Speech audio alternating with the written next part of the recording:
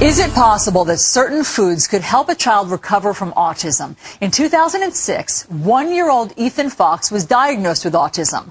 Looking for answers, his parents came across research from Dr. Kenneth Bach that they say changed their son's life. And joining us now is Ethan's mother, Tracy Fox, 6-year-old Ethan Fox, and Dr. Kenneth Bach, autism specialist and author of Healing the New Childhood Epidemics. Welcome to all of you. Tracy, I want to start with you. So at about 18 months, you sensed that something was wrong with Ethan. You noticed some changes, particularly with his sleeping. What did you start to see?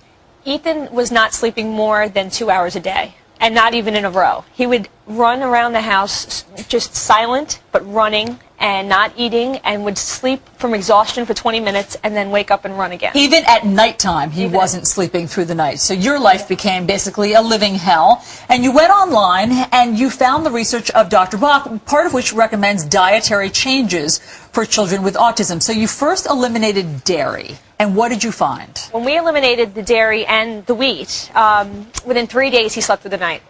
It was truly a miracle. He had not slept for 20 months in a row, yet alone to sleep for an entire night. And ever since then, he never had a problem. That's remarkable. So, Dr. Bach, obviously it's very hard for some people to understand this connection. You eliminate dairy and wheat from your diet, and suddenly you don't see signs of autism. What is the connection? Explain Well, it. there's a major gut-brain connection in autism that I think is under-recognized. And actually, there are certain things that can come from the diet that can actually affect the brain. And without giving a behavioral medicine, you can take gluten, which is the protein in grains like wheat, barley, rye, and less extent oats, and casein, which is the protein in dairy. You take it out of the diet, and sometimes you see these kids, they lose the glaze, they lose the fog, they stop their stimming, and actually sometimes they'll say their first word. It can be actually very profound. You have a 5-pronged program, basically, to helping children recover, you say, from autism. One of the first things that you say is to decrease pesticides and exposures to chemicals. How can parents do that? They're everywhere. Well, you can't get away from it, but you can decrease it by trying to go a little more organic.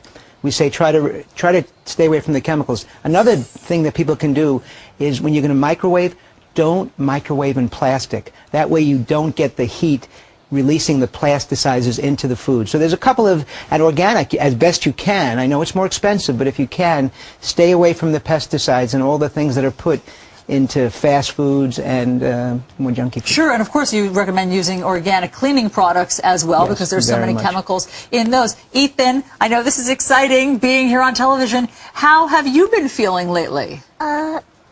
Good. Tracy, tell us about what Ethan is like in school now, since you've changed his diet and tried to eliminate some of the chemicals. Ethan is amazing. He's in a regular first-grade class. He has no more of the ABA and other services that he had.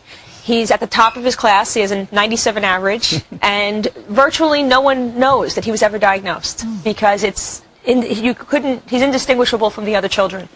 Dr. Bach, can this work for all children with autism? Firstly, we never say all children.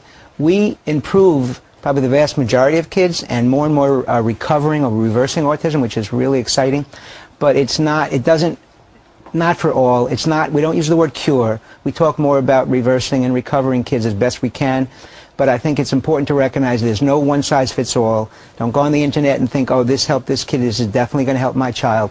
But exploring these medical options, dietary, supplements, detoxification, can really be helpful and can bring a lot of improvement to many kids. Because so many parents obviously are so desperate. We've heard stories like yours echoed throughout the whole community.